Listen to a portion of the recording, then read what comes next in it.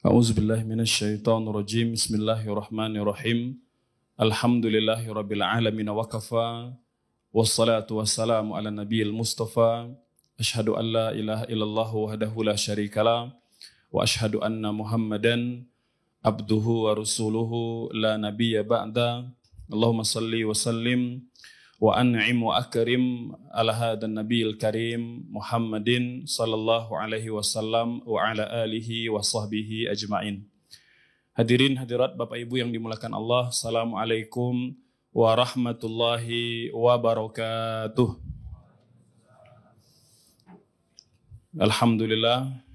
Alhamdulillah kita mengucap syukur kepada Allah Subhanahu wa taala yang telah memberikan kita banyak nikmat. Tentunya setelah nikmat iman, Islam, dan ihsan, maka nikmat umur dan sehat yang Allah berikan sampai pagi ini merupakan kenikmatan yang sejatinya wajib kita syukuri, dan kita berharap semoga hadirnya kita beriktikaf dan thalabul ilmi menjadi bagian dari upaya kita untuk mensyukuri nikmat-nikmat yang Allah berikan kepada kita. Tak lupa selawat beserta salam semoga selalu terlimpah tercurah kepada teladan, kepada junjungan, kekasih kita semua, orang yang kita harapkan syafaat, pertolongan, dan bantuan beliau kelak di akhirat, yaitu Nabi yang mulia, Nabi besar Muhammad sallallahu alaihi wasallam, kepada keluarganya, zuriatnya, para sahabatnya, dan insya Allah termasuk kita umatnya yang selalu berusaha belajar, mencintai dan mengamalkan sunnah-sunnah beliau sallallahu alaihi wasallam. Hadirin hadirat Bapak Ibu yang dimuliakan Allah, tema yang akan kita uraikan pada pagi ini yaitu bab ke-44, ya, beradab kepada ulama dan tokoh masyarakat. Bab ini cukup padat, ya. Setidaknya ada 12 hadis yang akan kita uraikan, ya, semoga waktunya cukup ya untuk kita uraikan ke-12 hadis pada bab ini.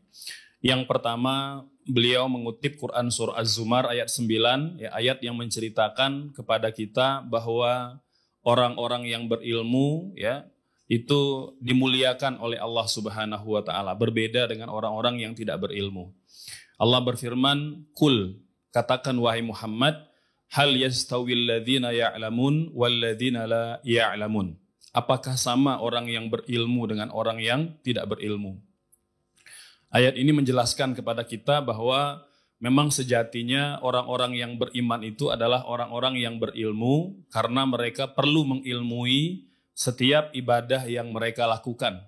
Karena ibadah kita, Bapak Ibu sekalian, tidak akan diterima oleh Allah Subhanahu wa taala jika tidak didasari ilmu. Karena kita biasa mendasari seluruh amal kita dengan ilmu, maka memang orang-orang beriman itu insya Allah diberikan pemahaman dalam hal ilmu. Makanya Nabi bersabda, "Man aradallahu bihi khairan yufaqihu fiddin." Orang yang Allah kehendaki mendapat kebaikan, baik kebaikan di dunia maupun kebaikan di akhirat, maka akan dimudahkan jalan untuknya memahami agama. Ya. Nah ini hadirin Bapak Ibu yang dimuliakan Allah Subhanahu wa taala, dasar bahwa kita perlu mengilmui setiap amal-amal kita. Makanya Nabi bersabda pada hadis Imam Muslim, "Thalabul ilmi faridatun ala kulli muslim." Ya, jadi menuntut ilmu itu kewajiban. Bukan semata-mata kita punya waktu luang kemudian belajar ngaji, enggak. Tapi memang kita menjalankan perintah agama Subhanahu wa taala dari Allah Subhanahu wa taala. Jika kita kemudian memperhatikan kewajiban-kewajiban agama seperti sholat, puasa, zakat, dan lain-lain, maka perhatian yang sama pun perlu kita berikan kepada ilmu. Ya. Hadis yang pertama dari Abu Mas'ud, ya, Uqbah bin Amr al-Badri al-Ansari. Ini sahabat Nabi yang menghadiri perang Badar. Jadi rata-rata para sahabat Nabi yang hadir pada perang Badar itu pada nama mereka ada Al-Badri, gitu ya. Jadi ini diantara lakop pemuliaan kepada para sahabat yang hadir pada perang Badar. Ya. Yang hadir pada perang Badar itu bukanlah sahabat-sahabat sembarangan. Ya. Jadi mereka orang-orang pilihan, ya, dari 300 sahabat itu mereka rata-rata adalah min kibar as-sahabah. Jadi di antara sahabat-sahabat Nabi yang senior, ya, yang pertama kali masuk Islam dan yang membersamai perjuangan dakwah Nabi sejak di kota Mekah. Gitu. Beliau mengatakan bahwa Nabi bersabda, ya ummul qauma aqra'uhum li kitabillah. Jadi hendaknya yang menjadi imam suatu kaum, ya, di sini konteksnya adalah imam sholat, hendaknya aqra'. Aqra' ini artinya orang yang paling baik bacaan Qur'annya. Seperti bacaan imam tadi, ya, Masya Allah. Maka begitu memang idealnya, ya, bahwa kita itu dipimpin oleh orang yang punya kapasitas, ya, orang yang punya kemampuan. Ya. Maka dalam ibadah sholat saja kita sudah terbiasa memilih pemimpin yang terbaik, ya, terlebih-lebih dalam urusan kehidupan dunia. Gitu. Jadi memilih pemimpin yang berkualitas. Gitu. Kata Nabi, hendaknya suatu kaum itu dipimpin oleh suatu kaum dipimpin sholatnya oleh orang yang lebih banyak pemahamannya terhadap Al-Quran. Ya, dalam hadis yang lain nanti Nabi mengatakan, kalau mereka misalnya sama kemampuannya, maka yang lebih banyak pemahamannya terhadap hadis. Apakah banyak hafalan hadisnya, lebih banyak lebih paham terhadap hadisnya. Nanti kalau mereka sama, ada beberapa ketentuan-ketentuan tambahan agar kita bisa memilih imam yang terbaik setiap kali sholat. Gitu. Ya, ini ideal, ya. Walaupun memang kadang-kala kita tidak selalu bisa ideal, gitu, ya. Ini mungkin beberapa ikhwah akhwat bertanya, Ustaz, gimana nih kalau imamnya, kalau kita dipimpin sholat oleh imam yang bacaan Qur'annya buruk sekali, gitu, ya. Nah, jadi ada yang mengatakan apakah kita tetap bertahan atau mufaraqah, meninggalkan. Nah, ini Bapak Ibu sekalian, ulama menjelaskan, gitu, ya, bahwa kesalahan bacaan Qur'an itu kan setidaknya ada dua. Ya. Yang pertama, al-lahnu al-jali, ya. Jadi kesalahan pelafalan huruf atau ayat yang fatal, gitu, ya. Bisa merubah ayat, bisa merubah makna, bisa merubah harokat, gitu, ya. Nah, ini kalau sudah sampai pada level ini, ya, terutama pada bacaan Al-Fatihahnya. Kalau pada bacaan surah karena dia sunnah, beberapa ulama masih menyarankan kita bertahan. Jika memang bertahan itu lebih maslahat.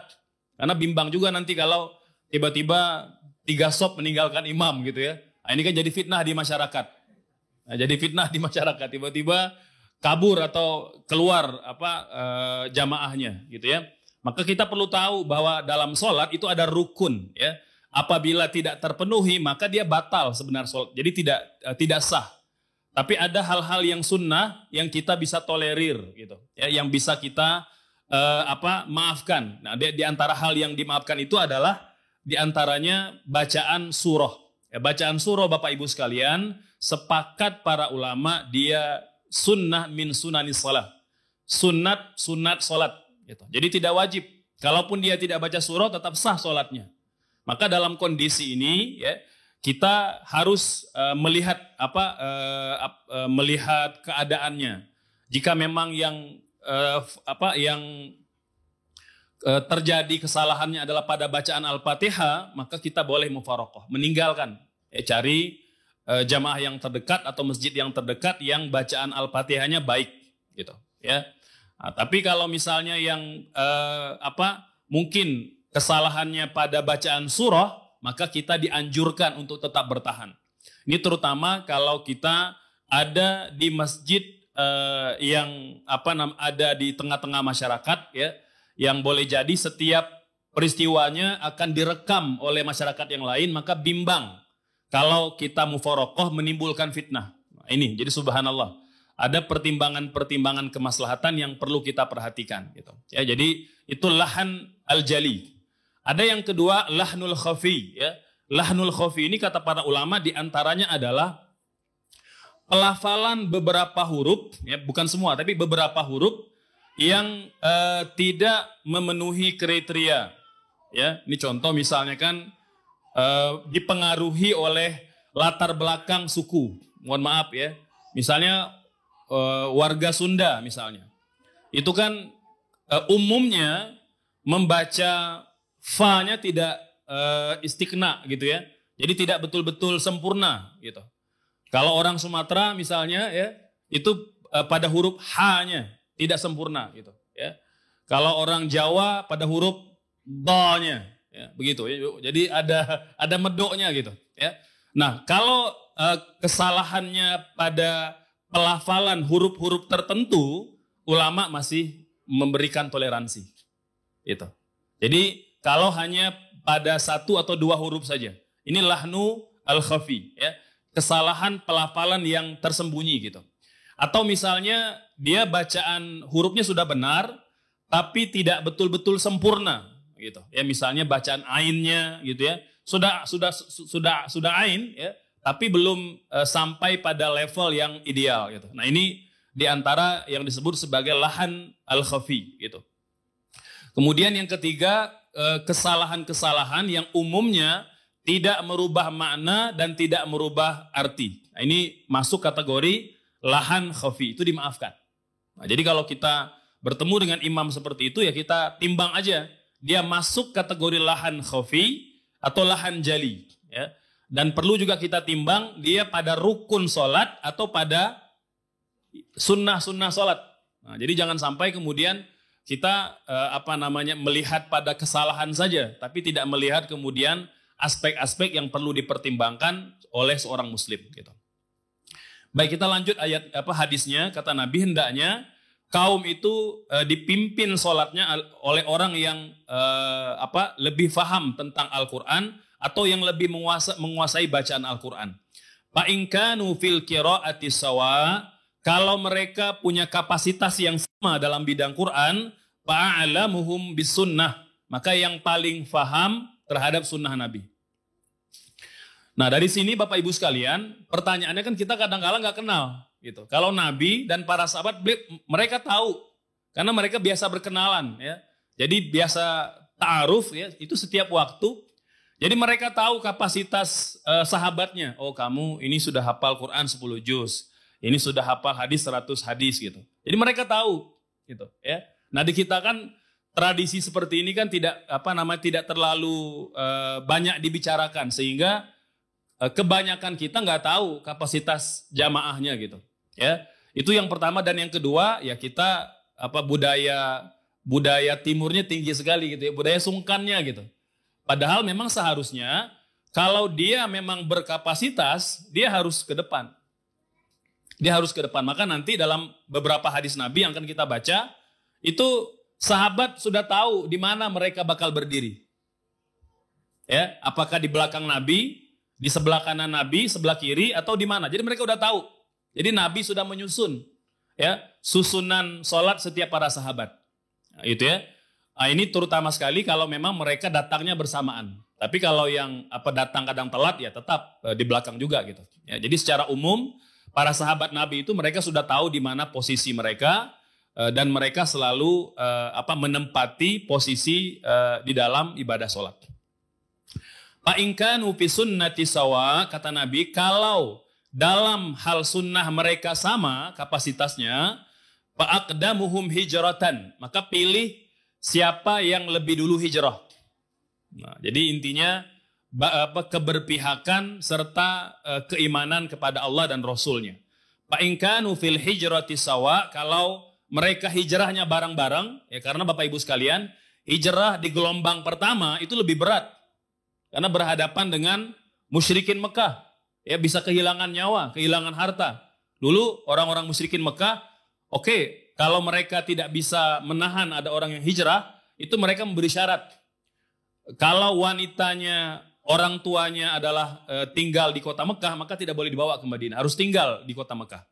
Yang kedua, kalau mereka punya harta, hartanya seluruhnya harus ditinggal di kota Mekah. Gitu. Makanya para sahabat di gelombang pertama itu meninggalkan. Ya, walaupun berat, meninggalkan istri, meninggalkan harta. Ini yang nanti menjadi motivasi mengapa terjadi perang Badar. Jadi perang Badar itu upaya Nabi dan kaum muslimin untuk merebut kembali harta mereka. Jadi bukan merampok seperti yang disuarakan oleh beberapa orientalis bahwa Nabi yang memulai, yang menyulut peperangan Badar. Enggak. Jadi kan kita tahu bahwa Nabi keluar ke Badar itu dalam rangka menghadang kafilah dagang Abi Sufyan. Dan Nabi tahu itu yang dibawa berdagang semua harta umat Islam. Maka Nabi ingin mengambil kembali harta itu, ya. Nah, tapi qadarullah, ya, peristiwa atau rencana penghadangan berubah menjadi peperangan, dan peperangan itu diperintahkan oleh Allah Subhanahu wa taala. Jadi bukan kehendak Nabi semata-mata, Allah yang memerintahkan Nabi dan kaum muslimin berperang atau memerangi musyrikin Mekah gitu. Nah, ini hal-hal yang kita perlu tahu ya dari fakta-fakta sirah. Selanjutnya, kalau mereka kemudian sama-sama hijrahnya, ya, fa'aqdamuhum sinnan, maka yang paling berusia, yang paling tua di antara mereka, gitu ya. Kemudian wala ya'umanna ar-rajulu ar-rajula fi sultanihi, dan janganlah seseorang itu menjadi imam, ya, di wilayah orang lain. Nah, jadi nggak boleh misalnya kita pendatang gitu ya, tiba-tiba menggeser posisi imam rawatib, nggak boleh. Karena imam rawatib atau imam tetap, ya, itu punya kekuasaan atau otoritas di masjidnya. Maka nggak boleh kemudian pendatang itu sealim apapun kemudian sewenang-wenang menggantikan posisi imam. Karena Nabi memerintahkan itu, tidak boleh kita menjadi imam sholat di luar ataupun di tempat orang lain.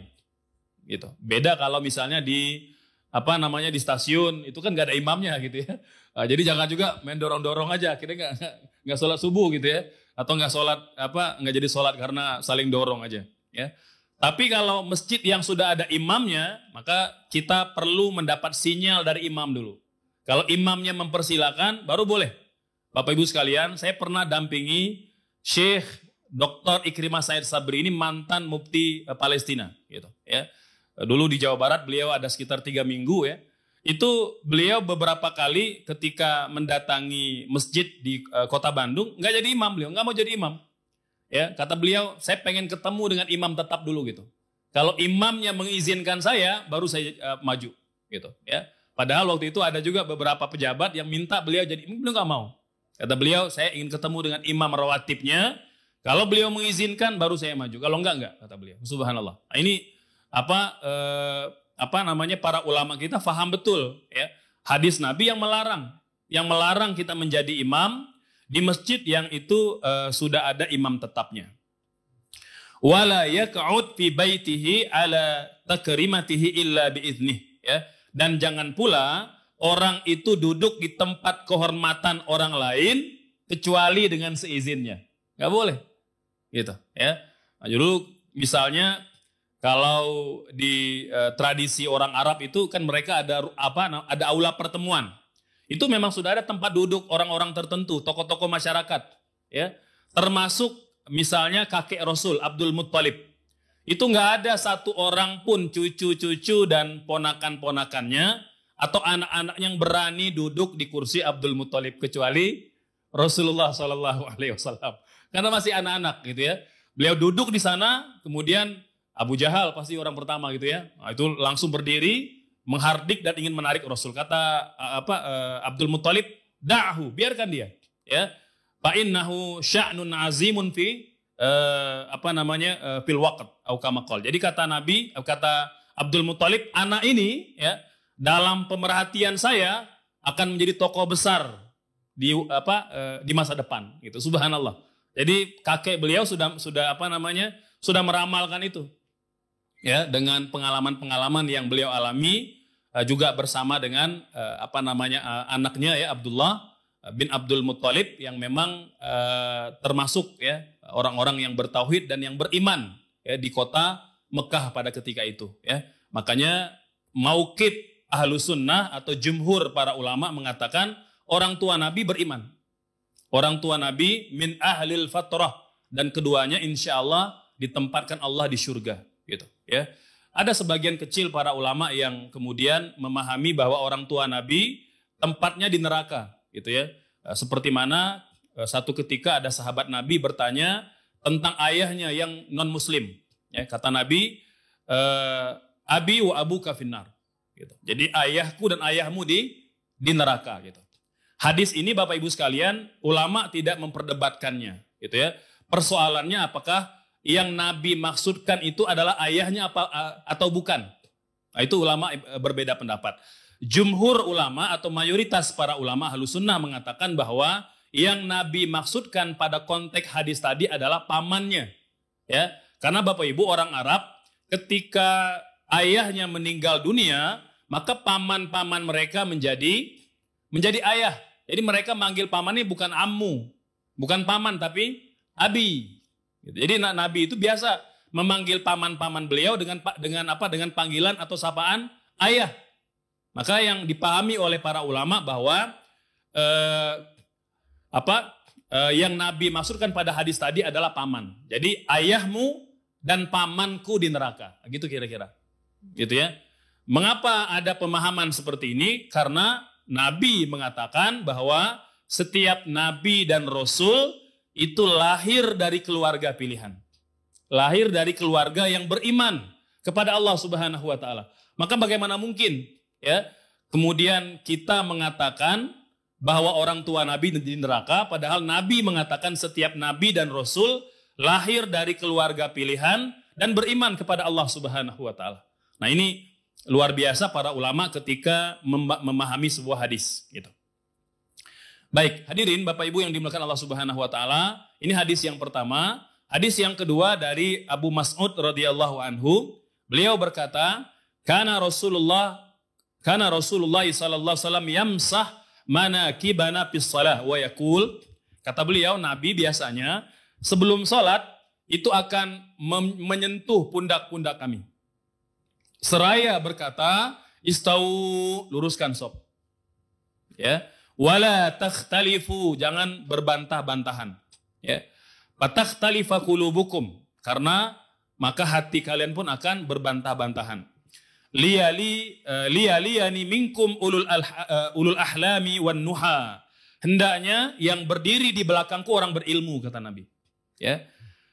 Thumma alladzina yalunahum, thumma alladzina yalunahum. Kemudian orang-orang yang dekat dengan kapasitas mereka dan dekat dengan kapasitas mereka. Gitu. Jadi subhanallah. Jadi sudah ada susunannya. Siapa yang di belakang Nabi, siapa yang di kanan, di kiri, kanan, kiri, begitu. Ya. Nah, jadi seharusnya beginilah Bapak Ibu sekalian sop salat kita. Jadi yang menjadi imam adalah orang terbaik di antara kita bacaannya dan diikuti oleh orang-orang yang mendekati dengan kemampuan mereka. Gitu ya. Nah, jadi hapunten ya. Jadi ini perlu juga kita ilmui. Betul Nabi mengatakan sop, kalaulah umat Islam tahu kemuliaan dan fadilat sop pertama ya, maka mereka akan berlomba-lomba dan siap untuk diundi, kata Nabi, untuk mendapatkan sop yang pertama, gitu. Ya, tetapi tentu kemudian kita perlu meningkatkan kapasitas diri agar memang kita layak, ya, berada di belakang imam, begitu ya. Ini diantara hal-hal penting yang perlu kita kombinasikan. Bukan tidak boleh kita berlomba, boleh, ya, tetapi bagaimana kita kemudian mengkombinasikan keinginan kita untuk ada di sop yang pertama itu dengan upaya meningkatkan kapasitas diri kita, gitu. Biar layak itu. Kan nanti kalau tiba-tiba imam batal, siapa yang menggantikan? Kalau kan nggak mungkin antum mundur semua gitu ya. Pasti harus ada yang maju gitu. Maka yang di belakang imam harus paham betul. Ini termasuk yang akhwat. Kalau misalnya di satu tempat sholatnya akhwat atau muslimah semua kan perlu tahu juga gitu ya. Nah, jadi kalau imamnya batal dia harus tahu apa yang perlu dia lakukan gitu. Ya tiba-tiba ketika sujud imam nggak ada gitu ya. Nah, jangan panik, harus tahu apa yang perlu dilakukan gitu. Ya ini fikih imamah. Kemudian kata Nabi dalam hadis ini summal ladzina yalunahum summal ladzina yalunahum. Kemudian berbaris atau berjejerlah setelah itu orang-orang yang dekat dengan kapasitas mereka. Ini hadis yang kedua. Ya. Hadis yang ketiga dari Abdullah bin Mas'ud. Jadi sahabat Nabi itu ada yang bernama Abu Mas'ud, ada yang bernama Abdullah bin Mas'ud. Nah, jadi kita perlu bedakan ya. Kalau Abu Mas'ud nama aslinya Uqbah bin Amr. Uqbah bin Amr. Ya. Nah, ini kalau Abdullah bin Mas'ud ini diantara sahabat Nabi yang paling banyak merawikan hadis. Beliau berkata bahwa Nabi bersabda, liyani ya, minkum ulul ahlami wan nuha thumma alladhina yalunahum thalathan wa iyyakum wa haisyatil aswaq ya. Nah, jadi menegaskan hadis yang kedua tadi, namun ada tambahan pada bagian yang terakhir kata Nabi, janganlah kalian bercampur seperti orang di pasar. Jadi campur baur aja, nggak jelas gitu ya. Ini siapa yang berilmu, siapa yang tidak berilmu gitu ya. Itu harus kata Nabi, sejatinya memang kita tahu betul komposisi dan kapasitas umat Islam yang hadir saat sholat. Sehingga kita bisa menempatkan orang-orang terbaik pada posnya. Jadi subhanallah, Nabi sudah mengajarkan kepada kita bagaimana menempatkan orang pada posisinya. Jika dalam sholat aja kita udah terbiasa, maka akan terbiasa pula nanti ketika ada di antara antum yang bakal jadi presiden gitu ya. Ini jadi tokoh-tokoh masyarakat harus tahu itu ya. Bahwa kita perlu tahu komposisi masyarakat kita dan menempatkan mereka sesuai dengan posisinya gitu.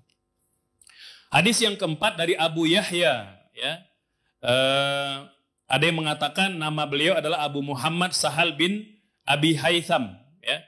Al-Ansari, beliau berkata, intalaqa Abdullah ibnu Sahal wa Muhaisa ibnu Mas'ud ila Khaybar ya. Satu ketika Abdullah bin Sahal ya, ini bersama dengan Muhaisah itu berangkat ke Khaybar. Jadi Khaybar ini sebuah nama kota, dulu pernah ditempati oleh orang-orang Yahudi ya. Maka nanti ada istilahnya Yahudi Khaybar. Itu mereka tinggal dulu di Khaybar ya. Tapi karena mereka berkhianat ya, mereka diusir oleh Nabi dan tidak lagi tinggal di Madinah. Wahya yauma idzin sulhun ya. Ketika itu ya, kata perawi hadis ini bahwa antara beberapa orang sahabat itu dengan penduduk Khaybar ya, ada perjanjian damai ya, tidak saling menyerang, tidak saling memusuhi. Fatafarraqa ya, kemudian kedua orang itu berpisah. Fa'ata Muhaisah ila Abdullah bin Sahal wa huwa yatashahhatu fi damihi qatilan ya. Kemudian setelah berpisah, setelah itu Muhaisah mendatangi Abdullah bin Sahal yang dalam kondisi berlumuran darah. Jadi ditikam atau ditusuk ya oleh seseorang, datang dengan kondisi berlumuran darah dan dia meninggal. Gitu ya. Ketika beliau meninggal ya, pada fanahu, kemudian dia pun diurus jenazahnya dan dikuburkan. Summa qudimal Madinah fantalaqa Abdurrahman bin Sahal wa Muhaisah wa Huwaisah ibna Mas'ud ila Nabi sallallahu alaihi wasallam. Ya, lantas kemudian keduanya mendatangi Nabi ya. Padahaba Abdurrahman yatakallam faqal ya. Kemudian Abdurrahman ini di antara sahabat yang masih muda ya. Jadi ingin menjelaskan atau ingin menceritakan kepada Nabi peristiwa pembunuhan tadi. Karena dia muda, apa kata Nabi? Kabir, tolong yang tua berbicara. Tolong yang tua berbicara. Subhanallah. Bapak Ibu sekalian, hadis ini menjelaskan kepada kita bahwa dalam pertemuan-pertemuan, dalam majelis-majelis, dalam rapat-rapat kita perlu memuliakan orang yang lebih tua. Seperti mana yang Nabi ajarkan ketika Abdurrahman mau berbicara. Kata Nabi, kabir ya. Nah, kabir ini kalimat lama ya. Jadi bahasa Arab klasik gitu ya. Memang kalau diterjemahkan dengan bahasa Arab hari ini, kabir itu apa artinya? Bertakbirlah atau besarkanlah gitu ya. Nah, jadi kabir wa huwa ahdath alqaum pasakata ya. Maka mendengar itu Abdurrahman langsung diam. Tahu dia bahwa dia masih muda. Ya, tolong yang bicara itu yang lebih tua, yang lebih berumur ya. Fatakallama faqal atahlifuna wa tastahiquna qatilakum wa dzakara tamamal hadits ya. Kemudian diceritakanlah peristiwa pembunuhan itu dan Nabi menyelesaikan masalahnya. Nah, poin yang bisa kita ambil pada hadis yang keempat ini Bapak Ibu sekalian, penting kita memuliakan dan mengutamakan yang lebih tua. Seperti mana Nabi juga memperlakukan sahabat beliau yang lebih tua itu dibanding yang lain. Ya, meskipun kita tidak boleh juga ya memandang rendah, memandang sebelah mata pada yang muda, nggak boleh. Ya. Karena boleh jadi yang lebih muda, berilmu, lebih soleh gitu ya. Dan ini juga pernah terjadi pada masa Abu Bakar. Pada masa Abu Bakar menjadi khalifah, Bapak Ibu sekalian, beliau pernah membawa Abdullah bin Abbas remaja. Nah, gitu ya. Waktu itu dia masih remaja gitu ya.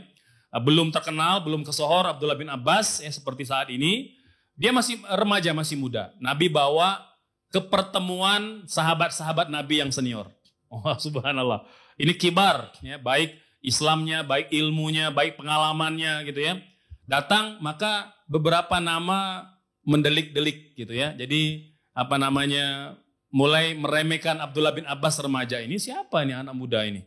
Datang ke majelis senior-senior gitu ya.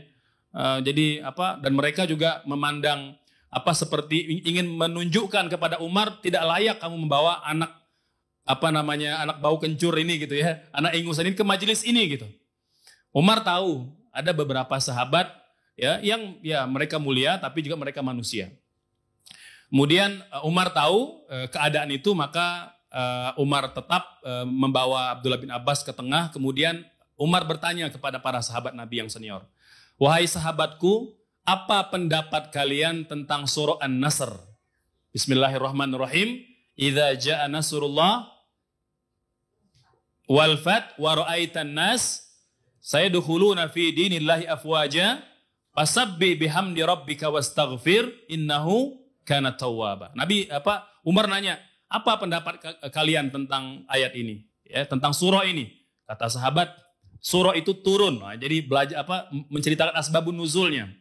Surah ini turun ketika peristiwa pembebasan kota Mekah. Allah berikan kemenangan kepada umat Islam dan kepada Nabi, sehingga sehingga musyrikin Mekah masuk Islam berbondong-bondong. Ya, maka beristighfarlah kepada Allah dan pujilah Dia. Gitu. Ya, itu jawaban para sahabat. Semuanya begitu, jawabannya sama. Kemudian kata Umar? Kata Umar, "Wahai Abdullah bin Abbas, apa pendapatmu tentang surah ini?" Nah, jadi setelah nanya kepada sahabat Nabi yang senior, Umar nanya kepada Abdullah bin Abbas remaja, "Apa pendapatmu tentang surah ini?" Apa jawaban Abdullah bin Abbas? Kata beliau, surah ini adalah tanda dekatnya ajal Nabi. Tanda dekatnya ajal Nabi. Jadi tafsirnya beda. Beda dengan pemahaman umum para sahabat. Maka apa kata Umar? "Aku pun memahami seperti mana yang engkau pahami, wahai Abdullah bin Abbas." Subhanallah. Jadi Umar ingin mengatakan kepada para sahabat yang lain, meskipun dia muda, ya, masih kecil gitu ya, tetapi beliau berilmu. Gitu. Jadi perlu juga kita memuliakan, menghormati orang muda, gitu ya. Nah, namun kemudian bagaimana kita mengkombinasikan dengan hadis-hadis Nabi ini adalah ketika adab-adab itu yang perlu selalu kita utamakan. Jadi kalau masih ada orang tua, kita persilakan orang tua. Jadi yang muda mempersilakan yang tua. Gitu. Baik, Bapak Ibu sekalian, hadis yang kelima dari Jabir radhiyallahu anhu, kata beliau, "Anna Nabi sallallahu alaihi wasallam kana yajma' baina rajulaini min qatala Uhudin yakni fil qabr." Jadi Nabi ketika peristiwa pengebumian, ya, syuhada perang Uhud, gitu ya. Itu banyak yang dikubur satu kubur berdua. Satu kubur berdua, ya. Tsumma yaqul, dan setiap kali ada yang dikubur berdua, Nabi akan mengatakan, "Ayyuhuma aktsar akhdan lil Qur'an." Itu siapa yang paling banyak hafalan Qur'annya? Di antara kedua ini, siapa yang paling banyak hafalan Qur'annya? Kata Nabi, ya. Fa idza usyira lahu ila ahadihima qaddamahu fil lahad. Kalau sudah diberitahu, maka Nabi meminta tolong yang lebih banyak bacaan Qur'annya dikubur lebih dulu. Jadi dikuburkan, disimpan dulu di liang lahat pertama kali, baru nyusul yang lain. Maka dari sini Bapak Ibu sekalian, ulama menyimpulkan bahkan dalam proses pemulasaraan, pengebumian, kita perlu mendahulukan orang-orang soleh, orang-orang berilmu. Gitu. Ya, ini cara kita memuliakan mereka karena Allah memuliakan mereka. Yarfa'illahu alladhina amanu minkum walladhina utul ilma darajat. Allah mengangkat derajat orang-orang beriman dan orang-orang berilmu pengetahuan. Hadis yang keenam dari Abdullah bin Umar, bahwa Nabi bersabda, "Arani fil manami atasawwaku bisiwakin, faja'ani rajulani ahaduhuma akbar minal akhar, fanawaltu siwak al-asghar, faqila li kabbir, pada fa'tuhu ilal akbar minha." Ya. Jadi kata Nabi, aku pernah bermimpi. Nabi bermimpi itu wahyu. Ya, walaupun wahyunya tidak semua nanti dicatat dalam Al-Quran. Beliau bermimpi, dalam mimpi itu beliau sedang menggosok gigi dengan siwak. Ya. Kemudian datanglah dua orang laki-laki kepada beliau, ya. Yang satunya lebih berusia, lebih tua, yang lain masih muda. Kemudian Nabi hendak memberikan siwak itu kepada yang lebih muda. Jadi tadinya Nabi ingin memberi siwak ya kepada yang lebih muda. Kemudian tiba-tiba ada yang mengatakan yang lebih tua di antara keduanya. Gitu. Nah ini hadis yang menegaskan kepada kita mendahulukan yang lebih tua. Hadis yang ketujuh dari Abu Musa, beliau berkata, Rasulullah bersabda, Inna min ijlalillahi ta'ala ikrami dhiwi syaibah al-muslim wa hamilil Qur'an ghairil ghalifi wal jafi anhu ikrami dhi sultanil muqsid. Nah, ini penting Bapak sekalian ya. Hadis yang ketujuh, di antara cara kita mengagungkan Allah, kata Nabi, adalah pertama, memuliakan seorang yang sudah beruban. Masya Allah. Ya, ada yang sudah beruban di sini? Udah banyak ya. Nah, maka muliakan mereka. Kata Nabi, di antara cara mengagungkan Allah Subhanahu wa taala yang pertama, memuliakan orang yang sudah beruban. Ya. Yang kedua, memuliakan para penghafal Quran yang tidak bermaksiat secara terang-terangan. Subhanallah. Jadi penghafal Quran ya, ini juga menegaskan jangan sampai Anda bermaksiat, gitu ya. Maka ketika Anda penghafal Quran yang taat kepada Allah Subhanahu wa taala, maka Anda dimuliakan. Ini yang kedua. Yang ketiga kata Nabi, muliakan pula penguasa yang adil. Masya Allah. Ya. Penguasa yang adil. Nah, jelas ya. Ini di antara cara mengagungkan Allah. Yang pertama, memuliakan orang yang sudah beruban, ya, muslim yang sudah beruban. Yang kedua, penghafal Quran yang tidak bermaksiat terang-terangan. Dan yang ketiga, memuliakan penguasa atau pemimpin yang adil. Hadis ke-8 dari Amr bin Shu'aib. Ya, kata beliau dari ayahnya, dari neneknya. Beliau berkata, Rasulullah bersabda, Laisa minna man lam yarham saghirana wa ya'rif syarafa kabirana. Subhanallah. Ya, kata Nabi, tidak termasuk golongan kami. Orang-orang yang tidak menyayangi yang lebih muda, yang kecil atau yang lebih muda, dan tidak pula tahu cara menghormati yang lebih tua. Masya Allah. Ya, jadi Bapak Ibu sekalian, kata Nabi, tidak termasuk golongan kami. Ya, orang-orang yang tidak menyayangi yang kecil, yang lebih muda, dan tidak pula menghormati yang tua. Gitu. Hadis ke-9 dari Maimun bin Abi Syabib, ya, rahimahullah, bahwa Ibunda Aisyah mengatakan, marra biha Sa'il, satu ketika Sa'il menjumpai Ibunda Aisyah. Fa'atatu kisrah, ya. Kemudian Ibunda Aisyah memberikannya sepotong roti, ya. Kemudian wa marra biha rajulun alaihi thiyabun wa hay'ah. Kemudian tak lama setelah itu datang pula seorang laki-laki, ya, yang berpenampilan baik, ya, dan terlihat penampilan orang soleh, ya, dari zahirnya. Kemudian fa'akala faqila, ya, fa'aqadathu fa'akala. Kemudian Ibunda Aisyah mempersilakan dia duduk dan menghidangkan makanan. Ini juga menjelaskan kepada kita bahwa Ibunda Aisyah pun memuliakan, ya, memuliakan seorang tokoh atau orang berilmu di antara mereka. Gitu.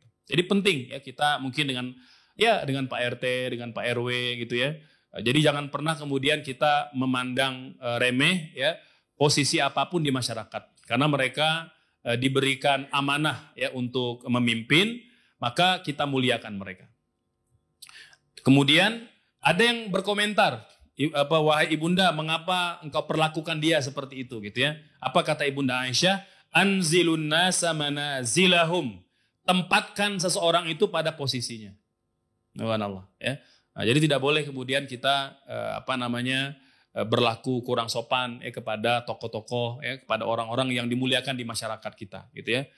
Termasuk mungkin boleh jadi orang yang yang dimuliakan itu mungkin boleh jadi karena posisinya semata-mata, bukan karena kesolehannya, ya. Jadi tetap kemudian kita muliakan. Kemudian hadis yang ke-10 ya, ini hadisnya agak panjang, saya akan ringkaskan saja. Qadima Uyainah bin Husain bin Hisnin fanazala ala abi akhihi al-Hurri bin Qais. Satu ketika Uyainah bin Hisn tiba dan menginap di rumah saudara sepupunya. Ya, jadi nginap di rumah sepupunya. Wa kana fin nafaril ladzina yudnihim Umar radhiyallahu anhu, ya. Hur bin Qais ini termasuk sahabat Umar yang dekat. Artinya sahabat-sahabat akrab dan kerabatnya Umar bin Khattab radhiyallahu an. Ya. Dan memang dia termasuk penghafal, ya, penghafal Al-Quran. Wa kana al-qurra ashabu majlis Umar wa musyawaratihi. Ya. Umar kerap sekali mengajak laki-laki ini datang untuk bermusyawarah. Bapak Ibu sekalian, Umar dan umumnya para sahabat itu tidak bermusyawarah dengan semua orang. Ya, ada orang-orang tertentu yang dia ajak bicara, ajak ngobrol. Ya, maka sahabat tahu bahwa orang-orang itu tentulah orang-orang pilihan, ya, tokoh-tokoh masyarakat. Kuhulan kanu au syubbanan, baik yang sudah tua ataupun yang masih muda. Ya, faqala Uyainah li ibni akhi, maka berkatalah Uyainah kepada sepupunya itu, ya bena akhi laka wajhun inda hadzal amir, ya. Wahai anak saudaraku, engkau punya kedudukan yang baik di hadapan Amirul Mukminin, ya. Maka dari itu mintakanlah izin untukku supaya aku dapat bertemu dengannya. Ya, jadi beliau minta izin untuk bisa bertemu dengan Umar. Lalu Umar mengizinkan. Kemudian Uyainah masuk dan berkata, ya. Jadi Uyainah ini minta izin untuk mengadukan perkara kepada Khalifah Umar. Maka beliau mengatakan kepada Umar, "Awallahi demi Allah, ya, ma tu'tinal jazla, kamu banyak memberi kami, ya, banyak memberi umat Islam, wala tahkum fina bil adl, tapi tidak rata pembagiannya, enggak adil." Gitu ya. Banyak memberi tapi enggak adil, kata beliau kepada Umar. Faghadiba Umar radhiyallahu anhu, maka Umar langsung murka, marah, ya. Kemudian ketika marah, laki-laki tadi langsung mengatakan, "Ya Amirul Mukminin, Allah berfirman kepada nabinya, khudil afwa wa'mur bil urfi wa'rid anil jahilin." Ya. Jadi maafkanlah dan perintahlah orang berbuat baik dan berpalinglah dari orang-orang yang jahil. Ya. Jadi laki-laki ini memang di antara orang-orang jahil. Jadi beliau ingin mengatakan, wahai Umar, tidak layak atau tidaklah tepat engkau kemudian murka kepada laki-laki yang pejahil ini gitu. Ya, wa kana waqafan inda kitabillahi ta'ala gitu, ya. Jadi hadis ini menceritakan kepada kita bahwa Umar, ya, itu sangat menghormati para penghafal Quran gitu. Ya, jadi walaupun mungkin kalimatnya pedas, ya, nasihatnya pedas, tapi karena dia penghafal Quran dan membacakan Quran di hadapan Umar langsung reda kemarahannya. Subhanallah. Ya. Jadi memang orang Arab itu cepat marah, tapi cepat juga mereka reda kemarahannya, gitu. Ya, ini pengalaman selama beberapa tahun di Mesir begitu. Ya, mereka cepat marahnya, ya, hanya gara-gara tim sepak bolanya kalah tadi malam itu bisa berantem mereka. Ya, jadi bisa berantem berantem pukul-pukulan itu di bus. Ya, nah, jadi misalnya contoh, ada dua tim yang berlaga tadi malam, tim yang lain sedang menceritakan, oh tadi malam saya menang. Terdengar yang lain, Bapak Ibu sekalian, membicarakan skor bola di Mesir termasuk perkara yang diharamkan. Terutama kalau di ruang publik. Kalau Anda tidak mau bonyok gitu, ya. Kalau Anda tidak mau bonyok. Ya, jadi jangan bicara skor pertandingan. Itu termasuk yang diharamkan, gitu ya. Ada dua tim di Mesir itu namanya Ahlawi dengan Zamalakawi, gitu ya. Zamalik dengan Ahli. Ini dua tim bola legend lah, ya, sepanjang sejarah Mesir. Maka ya pasti ada menang kalahnya. Tapi skornya tidak boleh dibicarakan di ruang publik. Kalau Anda tidak mau bonyok. Nah gitu ya. Ini rahasia gitu ya. Udah kalau itu jadi cerita antara support antara yang sama-sama supporter tim tertentu aja. Ya, jadi jangan bicara di depan tim yang lain. Ya. Nah, itu bisa marah. Ya. Itu mereka bisa bergumul, ya, bisa saling tonjok itu di dalam bus. Mereka tidak peduli dengan penumpang yang lain. Tapi ketika dibacakan Al-Quran, ketika dibacakan selawat, itu langsung berhenti mereka. Langsung berhenti berantemnya. Ya, antum baca surah apa aja. itu serentak mereka berhenti kayak robot gitu. Ya kayak di remote gitu ya, dengan bacaan Quran langsung berhenti mereka. Subhanallah. Nah, ini di antara karakter orang Arab gitu. Ya, jadi mereka cepat marah tapi cepat juga reda kemarahannya. Hadis yang ke-11, hadisnya pendek ya, juga hadis yang terakhir, hadis 11-12. Laqad kuntu ala ahdi Rasulillah sallallahu alaihi wasallam ghulaman, ya. Aku ketika masih kecil di masa Rasul, ini dari Abu Sa'id Samurah bin Jundab, ya. Kata beliau, ketika aku masih kecil di masa Rasul, fakuntu ahfaz anhu fama yamna'uni minal qawli illa an hahuna rijalan hum asannu minni, ya. Kata beliau, aku menghafal banyak riwayat dari beliau, tidak ada yang mencegahku berbicara selain kalau banyaknya orang tua yang hadir di tengah-tengah kami gitu. Jadi begitu para sahabat. Jadi mereka memang terbiasa tidak akan berbicara itu kalau ada orang yang lebih tua gitu. Ya, ini tradisi gitu ya, tradisi para sahabat. Kemudian hadis yang terakhir dari Anas radhiyallahu an, beliau berkata, Nabi bersabda, ma akrama syabun syaikhan lisinnihi illa qayyadallahu lahu man yukrimuhu inda sinni. Subhanallah.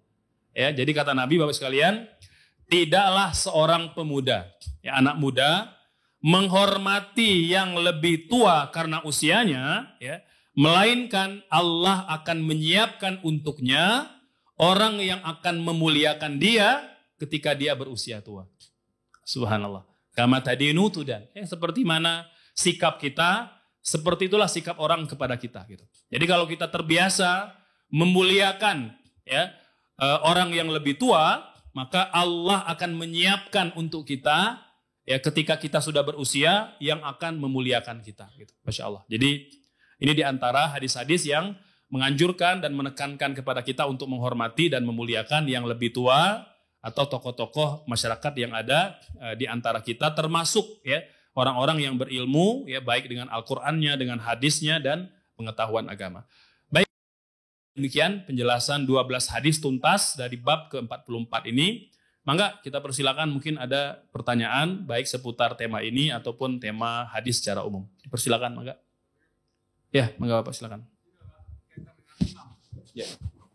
Apakah benar bahwa sepanjang orang itu masih berzakat bisa jadi imam? Yang kedua, bagaimana seandainya sholat berjalan, ada orang berilmu datang tahu bahwa dia ilmunya lebih tinggi dibandingkan dengan imam, apakah tetap ikut atau nunggu selesai baru dia sholat? Maksudnya imam sholat sedang dilaksanakan? Oke. Imamnya itu ada orang yang berilmu, yang ilmu tinggi, oke, ya. Tahu bahwa imamnya ada ilmunya di bawahnya dia. Oke. Ya, baik. Tadi yang pertama, punten Bapak lupa yang pertama. Iya. Iya. Baik, Bapak Ibu sekalian, jadi memang dalam fikih imamah seperti mana penjelasan Syekh Wahbah Zuhaili, ada beberapa persyaratan seorang imam, ya. Meskipun nanti ulama berbeda pendapat siapa yang lebih layak, gitu ya. Contoh dalam mazhab Syafi'i, kemudian dalam mazhab Hambali, yang lebih utama itu adalah orang berilmu, Qur'annya, hadisnya, ya, pengetahuan agamanya, gitu ya. Kalau Abu Hanifah dan Imam Malik, yang lebih utama itu adalah sultan. Nah, sultan ya. Nah, jadi sultan atau pemimpin, ya, pemimpin di sebuah negeri itu lebih utama. Karena memang dalam mazhab Hanafi, dalam mazhab Maliki, pemimpin itu harus orang berilmu. Harus orang yang bisa mimpin sholat. Maka pemimpin sudah include, sudah all in one, dia punya pengetahuan mimpin sholat. Gitu ya. Nah, sementara dalam mazhab Syafi'i dan dalam mazhab Hambali, dia tidak dilihat pada jabatannya, tapi dilihat pada kemampuannya. Jadi kalaupun ada sultan atau ada raja atau ada presiden di tempat itu, namun ada yang lebih berilmu, ada ulama, maka ulama lah yang lebih didahulukan. Ya. Nah, jadi menggabungkan beberapa hadis Nabi yang memang banyak ya menceritakan tentang syarat menjadi imam. Jadi Bapak Ibu sekalian, umumnya ulama menjelaskan bahwa imam itu pertama dia muslim. Yang kedua laki-laki. Kalau jamaahnya laki-laki atau laki-laki dan perempuan, ya, kalau jamaahnya nyampur. Jadi tidak boleh perempuan menjadi imam sholat bagi jamaah laki-laki, sepakat para ulama tanpa ada perbedaan. Gitu ya. Jadi ketika ada Fatimah Mernissi gitu ya, ini tokoh feminisme dunia yang menyuarakan kesetaraan gender antara laki-laki perempuan. Nah, itu beliau menolak ya marginalisasi kata beliau itu kaum perempuan. Jadi perempuan berhak jadi imam gitu. Ya, tapi ini dibantah karena sejumlah ayat dan hadis menguatkan itu. Jadi ulama sepakat, ijma, konsensus para ulama, wanita tidak boleh menjadi imam kecuali bagi kaum wanita itu boleh. Ya, kalau mereka sama wanita boleh menjadi imam. Tapi kalau ada laki-laki walaupun satu orang, ya maka laki-lakilah yang menjadi imam sholat, gitu ya. Nah sekarang bagaimana kalau seandainya ya kalau dia muslim ya dia lah jadi imam, gitu ya. Tapi tidak semata-mata muslimnya, ya. Nah, nanti ada dia akil, berakal, Bapak Ibu. Sepakat para ulama sholat fardu imamnya harus anak yang sudah baligh. Jadi Bapak Ibu kalau lihat video YouTube ada imam anak-anak itu sholat sunnah. Ulama membolehkan. Kalau sholat sunnah. Tapi kalau sholat fardu sepakat para ulama imamnya harus akil. Harus baligh. Ya, berakal dan baligh. Laki-laki ditandai dengan mimpi basah, perempuan dengan menstruasi. Ini persyaratan kedua gitu. Yang ketiga tadi intinya dia berilmu ya, baik Qur'annya, hadisnya dan lain sebagainya gitu. Itu Bapak ya. Yang kedua pada saat sholat sudah dilaksanakan, ya, kemudian imam sudah bertugas, ya maka dia ngikut, kan nggak mungkin dia suruh berhenti, ya, Bapak. Jadi ikut bergabung ya dengan jamaah, kecuali jika memang kemudian sholat belum dilaksanakan, ya, belum dilaksanakan dan imamnya bukan imam rawatib, bukan imam tetap. Kalau imam tetap, sepakat para ulama, walaupun dia lebih berilmu bergabung sebagai makmum. Kalau imamnya tetap gitu ya, imam yang sudah dilantik oleh masjid atau oleh masyarakat gitu ya. Nah, tapi kalau misalnya bukan imam tetap ya, maka memang lebih diutamakan adalah orang yang lebih berilmu. Gitu Bapak. Silakan ada yang lain, mangga. Sabul yamin, sabu shimal, silakan kalau ada. Mangga. Dari Ibu ayo mau nanya, silakan. Ada? Nggak ada ya? Alhamdulillah. Berarti hanya ada dua kemungkinan, paham, yang kedua paham sekali. Insya Allah. Ya, semoga yang kedua ya paham sekali insya Allah. Amin. Allahumma amin. Bapak sekalian, demikian penjelasan bab ke-44 dari hadis Riyadus Shalihin. Semoga tidak semata-mata pengetahuan, tapi juga membuahkan amal. Ya. Amin. Allahumma amin. Demikian, insya Allah bertemu lagi di besok subuh ya. Mungkin pertemuan terakhir untuk bulan Ramadan. Atau mungkin sebelum terakhir ya, nanti dilihat hasil sidang isbat ya. Jadi Bapak Ibu sedikit ya, 1 menit. Jadi ru'yah yang dipakai oleh pemerintah itu tidak semata-mata menentukan awal Ramadan, tetapi juga awal Syawal ya. Seperti mana hadis Nabi mengatakan, sumu li ru'yatihi waftiru li ru'yatihi. Berpuasalah karena melihat hilal dan berhari rayalah karena melihat hilal. Maka nanti hari Ahad sore tim akan melihat hilal. Kalau hilalnya terlihat, maka kita puasanya bareng hari Senin. Ya, insya Allah. Hari apa? Lebarannya bareng insya Allah. Ya. Ya, maaf. Bareng lebarannya. Tanggal berapa itu? 2 Mei gitu ya. Maaf, 2 Mei maksudnya. 1 Syawal ya. 2 Mei, 1 Syawal, maka bareng lebarannya. Kalau hilalnya terlihat di Ahad sore. Nah mungkin ujiannya kalau hilal tidak terlihat lagi, maka seperti mana biasa ikmal bulan Ramadan 30 hari. Maka lanjut hari Senin puasanya gitu ya. Maka barulah nanti hari Selasa ya, baru 1 Syawal gitu. Ini kalau pakai pemerintah ya. Tapi kalau Muhammadiyah kan sudah mengumumkan ya, hari Senin 1 Syawalnya. Jadi ya kita saling menghormati dan saling mentoleransi perbedaan ya. Semoga itu sebagai wawasan singkat saja. Demikian. Wassalamualaikum warahmatullahi wabarakatuh.